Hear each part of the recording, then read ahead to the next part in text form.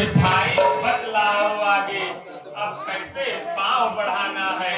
लंका पर तो चुप बैठा है, कुछ खबर नहीं क्या खाना है। हम तो उसके घर आ पहुंचे, वह नहीं युद्ध में आता है। लंका के द्वार बंद क्यों हैं, कुछ नहीं समझ में आता है। कहिए भक्ति से। सुनिए कृपा निधान, रावण साधारण नहीं है बलवान सुजान। दरवाजा बंद देखकर ही यह समझ न ले डरता होगा, अपने सचिवों के साथ वहाँ वह भी विचार करता होगा।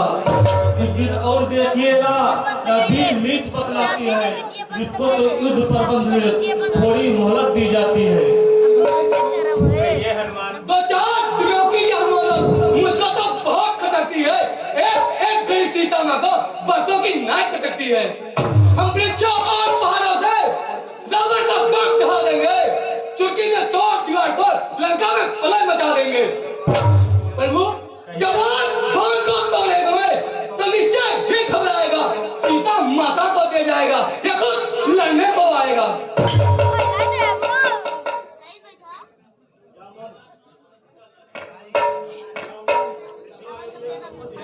प्रभु है तो ठीक विचार, पर हनुमत ही जाए फिर या नहीं हमें स्वीकार। रावण अवश्य समझेगा सारा आधार इसी पर है, आता है बार बार यही, इस कारण यही दिलावर है।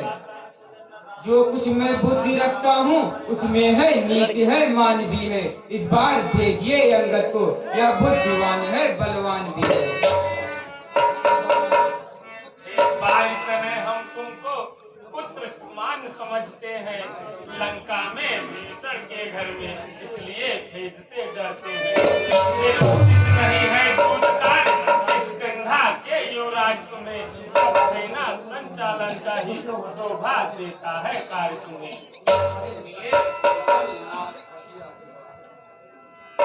रखिए आशीर्वाद का मेरे सिर पर हाथ, जिस जन पर कृपा आपकी हो वह जाकर लड़े रसातल तक। निश्चय है उसको भय न कहीं उदयांचल से अस्तांचल तक।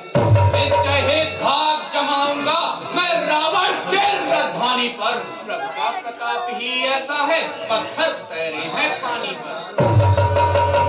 जन से हो कार्य जनार्दन का, इससे बढ़कर सम्मान नहीं। युवराज आपका दूत बने तो कुछ घटता है मान नहीं। मैं भी श्री हनुमत के समान सेवा करने को उत्सुक हूँ। हे मेरे सर्वस्व आज्ञा दो, सत्वर जाने को इच्छुक हूँ।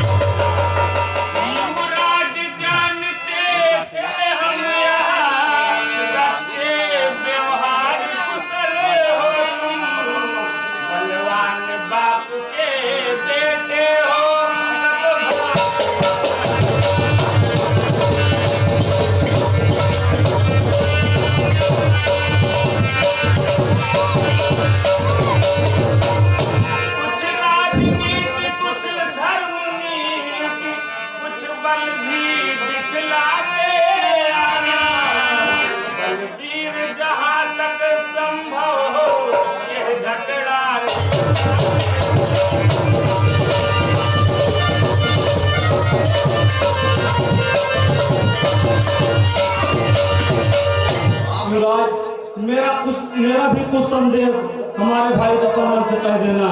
बिल्कुल महाराज। तो एक संदेश हमारी भी कह देना हठी दशरथ से, जिसने कि किया था पग प्रहार मुझ पर उठकर सिंहासन से।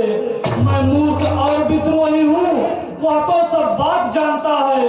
अब देखो लंका नगरी की इस प्रकार वह रक्षा करता है। तुम भली बात बतला देना उस महाबली रावण को, घर भर में एक विभीषण भी रह जाएंगे बस्तर पर को।